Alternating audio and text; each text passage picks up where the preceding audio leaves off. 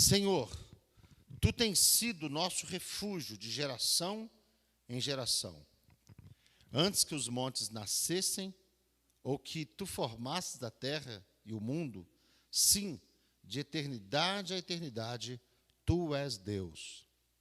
Tu reduzes o homem à destruição e dizes: volvei-vos, filhos dos homens, porque 1000 anos são aos teus olhos como o dia de ontem que passou e como a vigília da noite. Tu os leva como corrente de água, são como um sono, são como a erva que cresce de madrugada. De madrugada cresce e floresce, à tarde corta-se e seca. Pois somos consumidos pela tua ira, e pelo teu furor somos angustiados. Diante de ti puseste as nossas iniquidades, os nossos pecados à luz do teu rosto. Pois os nossos dias vão passando na tua indignação. Acabam-se os nossos anos como um conto ligeiro. A duração da nossa vida é de 70 anos. E se alguns, pela sua robustez, chegam a 80 anos, o melhor deles é canseira e enfado, pois passam rapidamente e nós voamos. Quem conhece o poder da sua ira? E a tua cólera, segundo o temor que te é devido? Ensina-nos a contar os nossos dias, de maneira tal que alcancemos coração sábio. Volta-te para nós, Senhor. Até quando? E aplaca-te para com os teus servos. Sacia-nos de madrugada com a tua benignidade, para que nos regozijemos e nos alegremos todos os nossos dias. Alegra-nos pelos dias em que nos afligistes, e pelos anos em que vimos o mal. Apareça a tua obra aos teus servos, e a tua glória sobre os teus filhos. E seja sobre nós a graça do Senhor nosso Deus, e confirma sobre nós a obra das nossas mãos. Sim, confirma a obra das nossas mãos. Amém. Amém.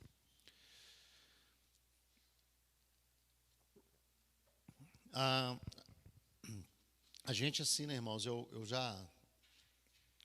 já procurei expressar, acho que algumas vezes já, esse salmo, o Salmo 90, e não é nem uma questão assim daquela ideia, né, de repetir uma mensagem, de pregar de novo uma mensagem.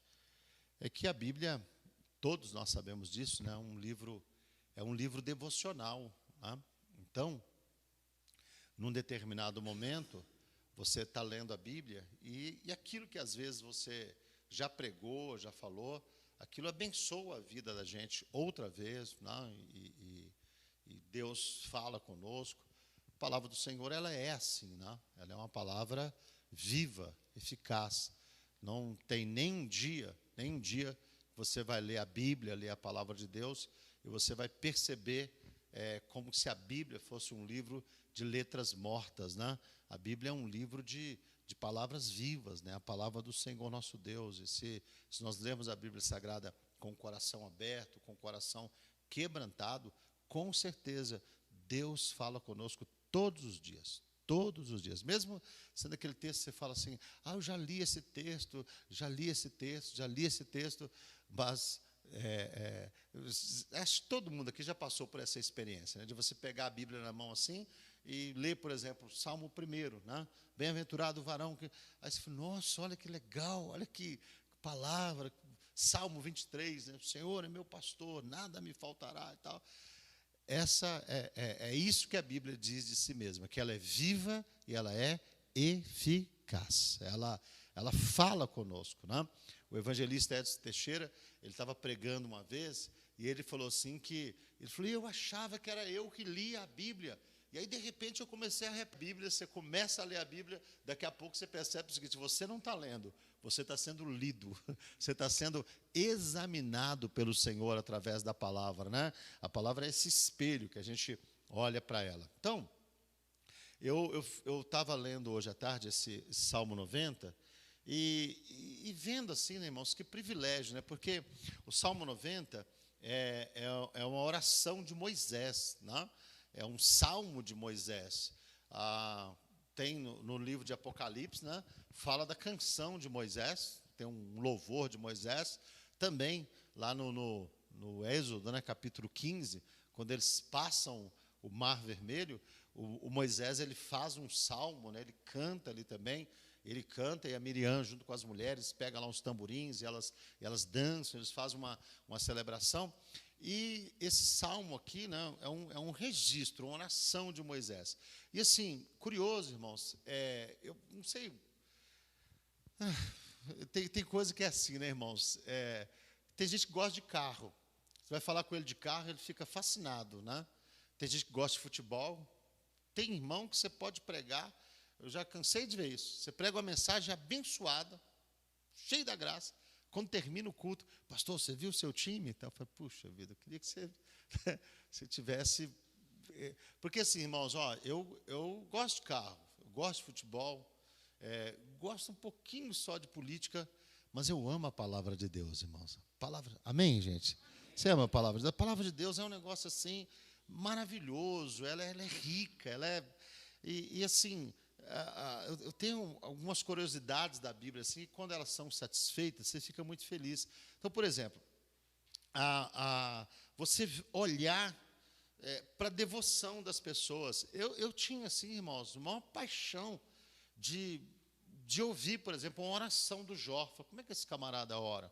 Até hoje eu lembro da oração que o pastor Orlando Silva fez quando ele estava consagrando o filho dele a pastor, ou dando posse na igreja.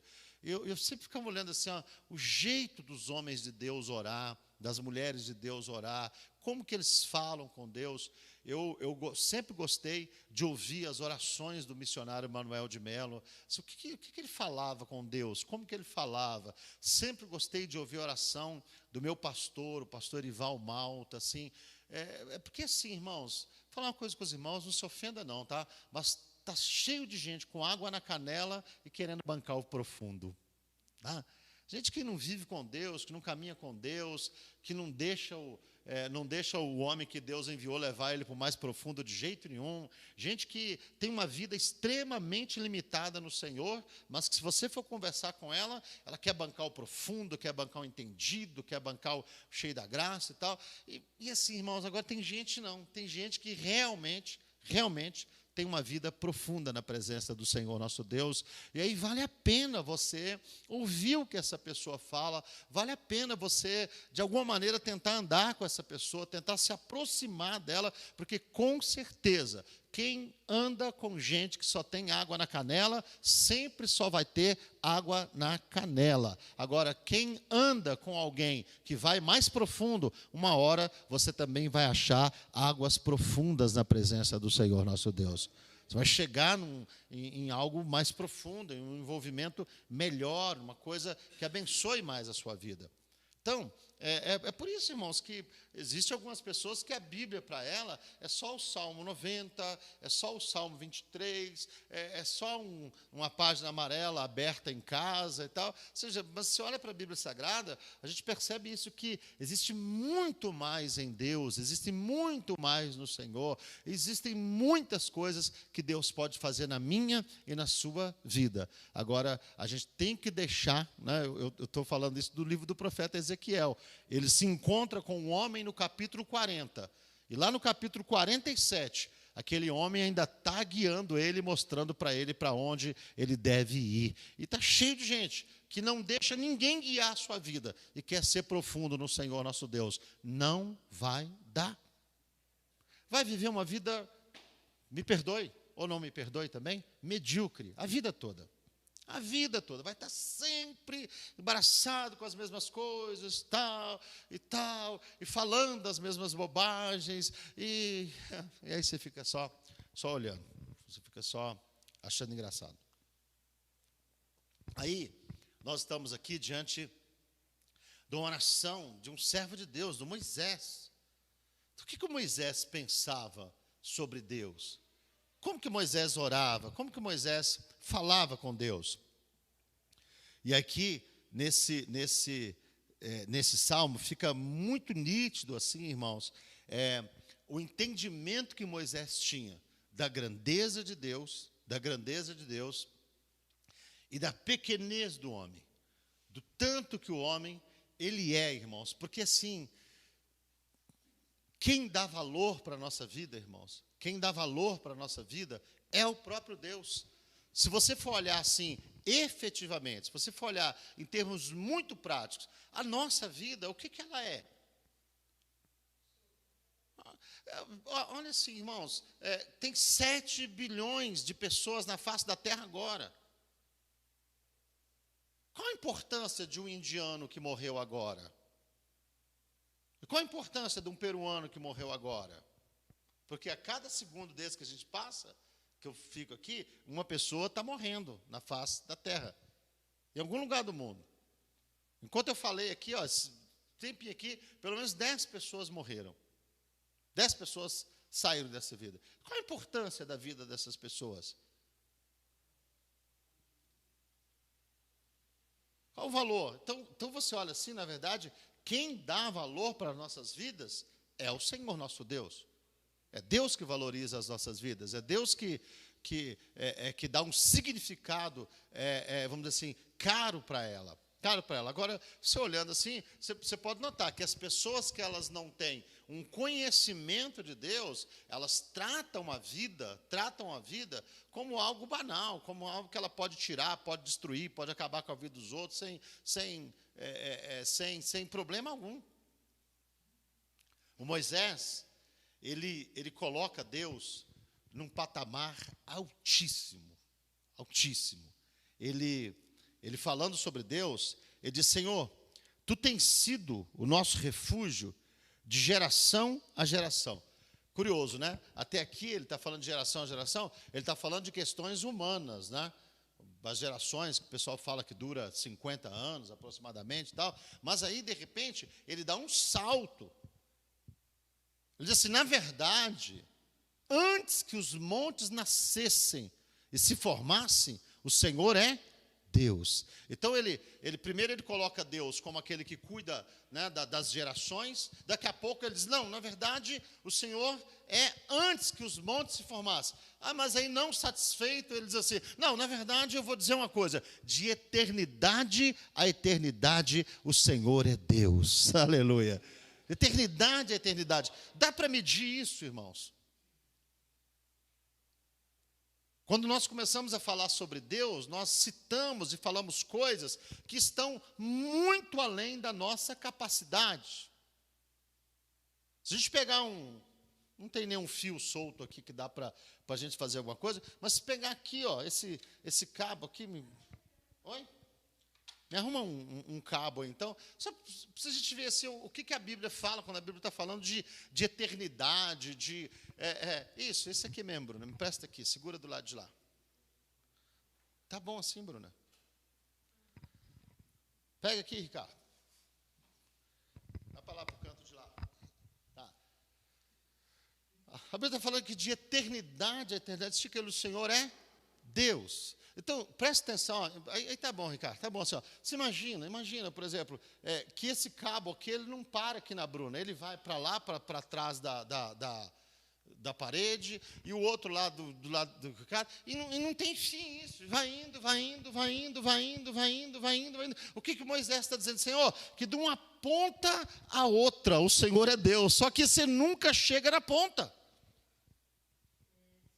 E o que nós somos? O que ele está dizendo quando ele fala assim, que nós somos um conto ligeiro, que a nossa vida passa rápido? Ele está dizendo isso, é que eu e você, nós somos essa manchinha aqui, comparado com a grandeza de Deus, com a eternidade de Deus, com a majestade de Deus. Quantas vezes, irmãos, o ser humano, ele se acha muito grande, ele se acha muito importante. E olha o que Moisés está dizendo aqui, nós não somos nada. Comparado com o Senhor, olhando para o Senhor, imaginando a eternidade, a grandeza, a glória do Senhor, nós não somos nada. A nossa vida não passa de um conto ligeiro, de uma história que vai depressa, de algo que a gente começa a contar e daqui a pouquinho já acabou a história. Agora, quem é Deus? Ele diz: de eternidade a eternidade, o Senhor é Deus. De eternidade a eternidade. Uma vez eu li uma história sobre um pássaro que vinha numa montanha e pegava um grão de areia daquela montanha e ele voava 1000 anos para levar para o outro monte. E aí, quando ele chegava lá, ele pegava outro montinho de lá, e aí ele falou assim: quando aquele pássaro conseguisse desmontar aquela montanha toda, teria passado 1 segundo na eternidade. 1 segundo na eternidade. Aleluia! Aleluia! Nós lidamos com um Deus que é muito grande, irmãos, muito glorioso. Com Deus que a gente não consegue conter. As coisas dele dentro da gente, elas são muito maiores do que o que a gente pode suportar. É por isso, irmãos, que na vida da igreja, uma pessoa, um homem, uma mulher, sabe, assim, todo cristão, irmãos, todo cristão que não conhecer Deus nessa dimensão, ele vai ser um fofoqueiro, uma fofoqueira, um problemático, uma problemática, uma pessoa que vai viver na vida da igreja embaraçada com coisas terrenas, com bajulação humana, com considerações humanas, e ela não vai conseguir enxergar como Moisés enxergava aqui, o grande Deus, o glorioso Deus, o eterno Deus, o altíssimo Deus, aleluia, que é aquele que realmente valoriza a nossa vida. Ele poderia, Deus não, é duro isso, irmãos, mas Deus não precisa de mim, Deus não precisa de você. Ele não precisa de nada. Ele, sem ninguém, ele é Deus da mesma maneira e do mesmo jeito. Agora, pela sua bondade, pelo seu amor, pela sua misericórdia, ele criou todas as coisas, ele sustenta todas as coisas. E é tão bom, irmãos, quando alguém consegue, né, reconhecer isso. E Moisés, na sua oração, ele está enxergando isso. Ele está enxergando essa grandeza, essa majestade, essa glória de Deus. E também ele coloca aqui que existe uma distância muito grande entre Deus e os homens, no sentido assim moral, no sentido do que Deus é. Deus é santo, é perfeito, é puro. E ele está dizendo aqui que nós somos consumidos, né? Por quê? Porque nós somos pecadores, nós somos falhos, nós somos cheios de dificuldade. A história do Isaías, que quando chega e ele realmente vai se aproximar de Deus, ele fala: mas eu sou um homem de lábios impuros e eu habito no meio de um povo de impuros lábios, e meus olhos estão vendo a Deus. E agora, né? Uma vez eu assisti um filme, né, que falava de anjos caídos, e esse filme fala assim, que os anjos que caíram, né, eles não podiam mais ouvir a voz de Deus, porque senão eles explodiam, né? Eu achava interessante aquela... e tem gente que acha, né, irmãos, eu vi Deus, eu contemplei em Deus, irmãos, assim, olha, o Pedro, quando ele vê quem é Jesus, ele diz: Senhor, afasta-te de mim, porque eu sou um homem pecador. Irmãos, Deus está revestido de uma glória, de uma majestade, de uma perfeição, que hoje, assim, esse é o jeito de nós nos relacionarmos com Deus. Assim, nós só vamos conseguir chegar perto de Deus no dia que nós estivermos com o corpo glorificado. Aí, assim, a gente consegue se aproximar de Deus, se achegar a Deus. Então, Moisés, ele mostra com muita clareza essa grande diferença que existe entre Deus e os seres humanos. E sempre penso assim, irmãos, eu gosto de usar essa comparação quando eu falo desse texto, que é a questão, por exemplo, do Silvio Santos. O Silvio Santos é um camarada muito rico, né? Muita gente aqui no Brasil sempre sonhou, né, com o caminhão do baú, aquela coisa, ganhar uma grana, o show do milhão e tal. Agora, você imagina se você consegue chegar perto do Silvio Santos e você não tem nenhuma consideração pela história dele. Você chega perto dele e a única coisa que você quer dele é o quê? O baú. Você não pode me dar alguma coisa? Você não pode compartilhar alguma coisa comigo? Mas não é essa a concepção que algumas pessoas têm sobre Deus? Que Deus é alguém para a gente chegar perto para conquistar alguma coisa. Eu, pessoalmente, irmãos, acho isso extremamente desrespeitoso com uma pessoa. Porque a pessoa tem uma história de vida. Se você for conhecer, por exemplo, a história do Silvio Santos, ele tem uma história de vida. E imagino que ele vai ter muito mais prazer em contar para você histórias da vida dele do que necessariamente pegar R$1.000 e dar. Se fosse assim, ele ficava lá no palco só dando o dinheiro. Não, mas ele gosta de falar, ele gosta de se expressar, ele gosta de mostrar o talento dele. É uma comparação bem tosca, assim, irmãos, porque o Moisés, ele nos mostra isso aqui nesse texto. Quando você está diante de alguém tão grande, tão majestoso, tão glorioso, é como aquilo que o pai fala com o filho que volta para casa, ou fala com o filho que estava em casa: filho, todas as minhas coisas são tuas. Ou como o apóstolo Paulo fala: gente, ninguém precisa ficar preocupado com tal coisa, porque, olha, vocês são de Cristo, Cristo é de Deus, né? Tudo é de Deus, tudo pertence ao Senhor, nós pertencemos ao Senhor. Enfim, quando você é um filho de verdade do Senhor nosso Deus, você não sente carência de nada, porque na verdade você já sabe: olha, eu tenho já o que é mais importante, eu tenho o Deus Todo-Poderoso na minha vida. Eu tenho o Senhor na minha vida. Sabe aquele texto que o apóstolo Paulo fala? Não, nada tendo, mas tudo possuindo. Ou como o João diz lá na sua carta, no capítulo 3, né? Que nós ainda não está manifesto o que nós haveremos de ser. Mas quando Ele se manifestar, nós seremos semelhantes a Ele. Irmão, se cada cristão soubesse aquilo que ele pode ser no Senhor nosso Deus, ou aquilo que ele vai ser um dia na presença do Senhor nosso Deus. Se cada pessoa conseguisse enxergar isso, nós viveríamos de uma maneira diferente. Nós viveríamos com mais devoção, menos ansiedade, menos preocupação, menos apego com esse mundo. Sabe por quê? O próprio entendimento dessas coisas iria nos mostrar que coisa gloriosa, que coisa bendita nós já alcançamos no Senhor nosso Deus. E aí, olha o critério do Moisés. A primeira coisa que ele pede para Deus nesse texto, já repararam aqui? Ele vem falando da grandeza de Deus, da majestade de Deus, dessa separação que existe entre Deus e o homem, como Deus é misericordioso. Aí, no versículo 12, olha, coloca aí para a gente, Lucas, no versículo 12, a primeira coisa que ele vai pedir para Deus. O que, irmãos?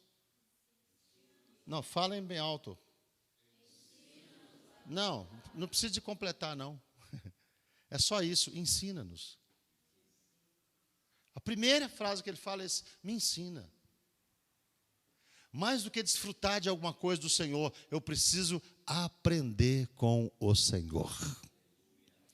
Não é a primeira coisa que Jesus fala sobre ele? Vinde a mim, todos vós que estáis cansados e sobrecarregados, e eu vos aliviarei. Tomai sobre vós o meu jugo, né? Que é suave. E o que ele fala depois? E aprendei de mim. Eu sempre penso assim, irmãos, mais do que fazer coisas da nossa vida, Deus precisa nos ensinar. Nós precisamos aprender com Deus, aprender com o Senhor. Ou não, irmãos? Precisamos aprender. O Moisés, o homem de Deus, na sua oração, ele mostra que de eternidade em eternidade o Senhor é Deus. E a primeira coisa que eu preciso desse Deus, eu preciso ser instruído por Ele, ensinado por Ele, orientado por Ele. Não é no Salmo, parece que 32, né? Uma vez eu ouvi o pastor Joel Estevanato falando sobre isso, tem gente que não gosta, mas sabia que está cheio de crente mula na igreja? Gente, mula. Mula leva o quê, irmãos? Carga. Mula leva carga. E por que leva carga? Está escrito lá no Salmo 32, não sejais como a mula, que não tem entendimento. A pessoa está na igreja, não tem entendimento, não aprende, não pede a Deus para orientar, não aprende com o Senhor, acaba fazendo o quê? Levando carga o tempo todo, peso o tempo todo. Agora o Moisés está dizendo, Senhor, eu não quero ser como a mula que não tem entendimento. Me ensina, me orienta, fala comigo. Aleluia, glória a Deus. Fala comigo. Então, olha, as orações, né, que sempre está se fazendo na igreja. Senhor, eu quero, Senhor, eu preciso, Senhor, me dá. Agora vamos olhar aqui as 4 orações que Moisés faz aqui, os 4 pedidos que ele faz. Primeiro, Senhor, ensina-nos, no versículo de número 12. Né? Depois, no versículo de número 13, o que ele vai dizer? Volta-te para nós, Senhor. Até quando? E aplaca-te para com os teus servos. Então, eu quero aprender com o Senhor. Eu quero que o Senhor se volte para mim. Eu quero a presença do Senhor na minha vida. Agora, olha o versículo 14. 14. Então, falem comigo, por favor, irmãos. Me dá só uma forcinha, hoje eu estou precisando, tá bom? Então, ensina-nos, diga comigo, ensina-nos. Volta-te para nós. Satisfaze-nos. Mas eu não gosto dessa tradução, não. Essa NVI, não. Sacia-nos. Senhor, me faz ser uma pessoa satisfeita. Uma pessoa satisfeita. Aleluia. Será que era esse salmo que o apóstolo Paulo lia para dizer assim, olha, eu aprendi a ter fartura, aprendi a passar necessidade, em todas as coisas eu estou experimentado, eu posso todas as coisas naquele que me fortalece. Em tudo dá graça. Eu sou uma pessoa satisfeita. Meus lábios se enchem de riso quando eu sento e tem um belo bife de contrafilé no meu prato, mas também, se tiver arroz e feijão, eu estou comendo na mesma alegria, porque eu sou satisfeito no Deus Todo-Poderoso. Eu sou feliz por aquilo que Deus fez na minha vida. Uma pessoa satisfeita em Deus é outra coisa, gente. Tem gente que mora bem, ganha bem, tem carro, tem tudo, mas vive murmurando, vive reclamando, vive resmungando com tudo. Não é uma pessoa que Deus encheu a vida dela, que Deus tomou a vida dela. É como aquele povo do deserto lá que vivia murmurando, resmungando e tal. Vê se você encontra na Bíblia o Moisés resmungando. O Moisés murmurando. Agora, Moisés estava na mesma situação, no mesmo deserto, passando pelas mesmas lutas, comendo o mesmo maná. Moisés não tinha um banquete à parte, né? Ele despedia do povo e entrava para a suíte dele, não. Moisés caminhava com o povo no deserto. Agora, a questão é diferente, é a perspectiva que a pessoa tem de Deus. Tem gente que tem a perspectiva do escravo, né? Me dá, eu quero isso, eu quero aquilo, eu preciso daquilo outro. Agora, o liberto, abençoado, como era o Moisés, a perspectiva dele é outra. Olha, Deus é alguém para me ensinar, Deus é alguém para que eu precise estar em comunhão com Ele, Deus é alguém que para me saciar do Senhor. Feliz pela revelação, feliz porque eu não sou um idólatra, feliz porque eu não sou um ignorante, feliz porque eu não sou um estúpido, feliz porque eu não sou um bruto, feliz porque eu sou uma pessoa que o Espírito Santo abriu o meu entendimento e eu sei quem é Deus. Eu sei quem é Deus. Orações interessantes, né, irmãos? E no versículo 15, alegra-nos. Eu acho interessante demais. Me alegra, Senhor. Que a Bíblia diz, né, que a alegria do Senhor é a nossa força, né? Me alegra, Senhor. Interessante, eu fico pensando assim, o que acontece com uma pessoa quando Deus alegra ela? Acho que ela canta, né? Ainda que a figueira não floresça, todavia eu me alegrarei no Senhor, eu exultarei no Deus da minha salvação. O que acontece com a pessoa quando Deus alegra ela? Ela está, né, sentada numa posição incômoda, os pés presos no tronco, as costas ardendo de ter sido açoitado, num lugar fedido. Vocês acham mesmo, irmãos, que quando o apóstolo Paulo dava vontade de ir no banheiro, ou os presos daquela masmorra falavam assim, olha, eu quero ir no banheiro. Aí o carcereiro vinha lá, acendia a luz, tirava, levava isso tudo. Imagina o fedor daquele lugar. O camarada, para entrar lá, teve que pedir luz para pular lá dentro. Mas, no entanto, irmãos, no meio daquela escuridão, no meio daquele sofrimento todo, numa noite, tinha 2 homens que estavam sendo alegrados pelo Senhor nosso Deus no meio daquela situação, e eles estavam louvando e adorando o Senhor nosso Deus. Louvando e adorando o Senhor nosso Deus. Então, olha só, muito mais, irmãos, do que Deus fazer coisas no entorno da gente, você percebe que o Moisés, ele nos incentiva a olharmos para Deus e pedir a Deus para fazer coisas na gente, em nós. Em nós. Boa parte, irmãos, dos problemas que nós enfrentamos, eles não estão ao nosso redor, eles estão em nós, na gente. Tanto é que tem pessoas que as coisas melhoram no entorno dela, mas ela continua do mesmo jeito, da mesma maneira.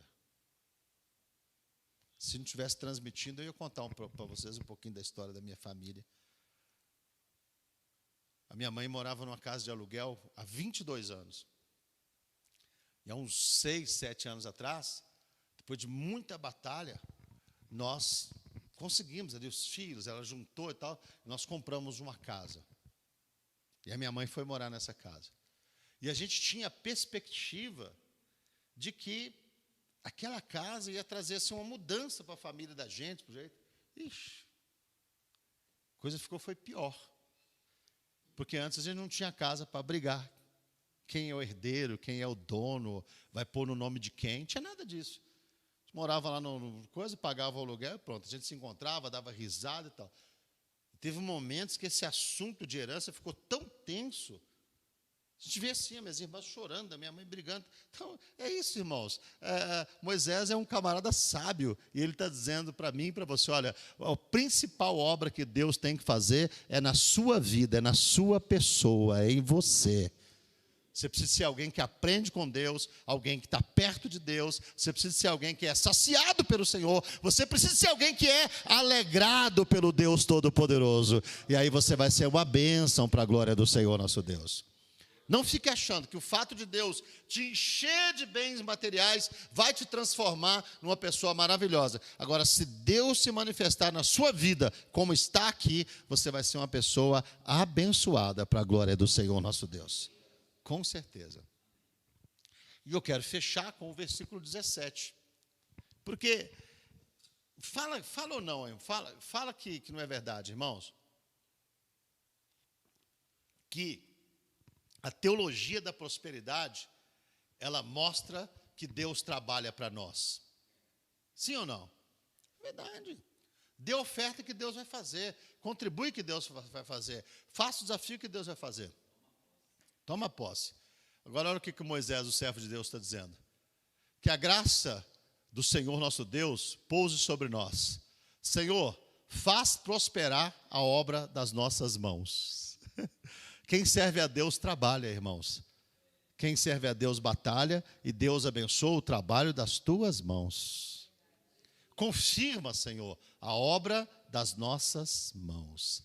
A mão de Deus trabalha onde é necessário a mão de Deus trabalhar. Agora, onde a tua mão tem que trabalhar, trabalhe. Deus vai abençoar o teu trabalho. Deus vai prosperar o teu trabalho. Deus vai prosperar o que você faz. Eu sempre acreditei muito nisso, irmãos. O pessoal pergunta, pastor, por que você vai? Por que você se anima? Eu falo, bom, se Deus abençoa a obra das mãos, eu tenho que ir lá pelo menos pôr a mão no negócio. Se eu não pôr a mão, não tem como Deus abençoar. O Moisés está dizendo, o Moisés, um camarada que podia, o camarada que teve um cajado na mão, que estendeu o cajado e Deus abriu o mar. O camarada que tocou na rocha e saiu água. O camarada que podia, não, Deus faz tudo, Deus faz tudo. Ele está dizendo, não, Deus me ensina, Deus me alegra, Deus me sacia, Deus me leva para perto dele. Eu sou um cara trabalhador e Deus abençoa a obra das minhas mãos. Deus abençoa aquilo que eu me propus a fazer. Amém, queridos? Está cheio de gente orando e pedindo para Deus, me prospera, me prospera, me prospera. E com sentimentos e pensamentos de miséria no coração. E aí não tem como as coisas acontecer. Deus é um Deus que trabalha em conjunto conosco.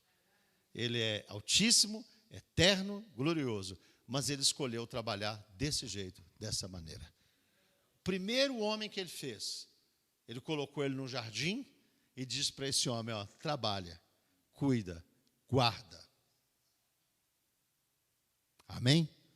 Então, eu espero que nessa noite, tanto você que está aqui no templo, como quem está vendo a gente pela internet, ou vai ver depois, possa ser abençoado por essa exposição, né, da oração de Moisés, esse homem de Deus, que com certeza, eu não acredito que Moisés era um homem que andava com água pela canela, não. Eu acredito que Moisés era alguém que ele experimentou águas profundas. É um elefante na fé. Um camarada que nadou em águas profundas. E ele está nos instruindo, nos orientando aqui nessa noite. Amém? Vamos nos colocar de pé, vamos orar, falar com Deus. Pegue na mão de quem está perto de você aí, para você fazer um minuto de oração por uma vida, abençoar alguém nessa noite, em nome de Jesus. Senhor nosso Deus, nosso Pai que estás nos céus, nós te damos graças pela Tua palavra, pela oportunidade que temos, ó Deus, de estarmos sendo instruídos, aprendendo, desfrutando, ó Deus amado, da Tua palavra, do Teu cuidado, da Tua bondade, da Tua mão estendida sobre as nossas vidas. Nesta noite, Senhor, eu quero orar junto com os meus irmãos que aqui estão. Orar, meu Deus, por cada família que está aqui representada. Orar por cada trabalhador, cada irmão, cada irmã. Orar por aqueles que estão aqui, por aqueles que nos assistem agora da sua casa. Pedir, ó Deus, que em nome de Jesus, o Senhor revele a nós a Tua vontade, o Teu querer. Que o Senhor possa nos ensinar a cada dia mais, nos instruir, ó Pai amado, abrir o nosso coração, abrir o nosso entendimento, nos levar, meu Deus, a decisões sábias, inteligentes, a posturas que glorifiquem o santo nome do Senhor.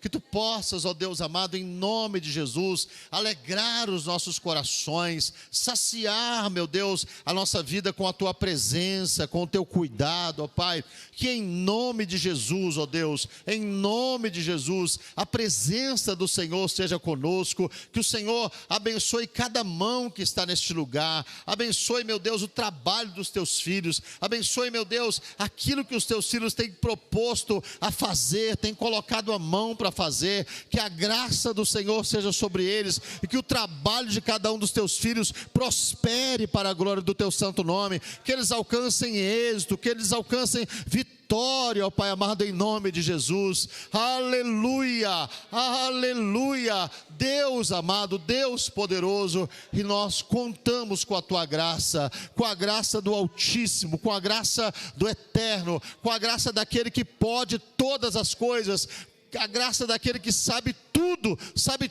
todas as coisas sobre todos. Ó Deus, em nome de Jesus, ó Pai, aleluia. Nos ajuda, Senhor, a experimentar, Senhor, mais de Ti, mais do Teu poder, mais da Tua grandeza, mais do Teu cuidado, ó Pai amado, em nome do Senhor Jesus, Pai. Muito obrigado, Senhor. Nós Te louvamos agradecidos, em nome do Senhor Jesus. Amém, amém. Graças a Deus. Vamos louvar a Deus com palmas, forte, irmão.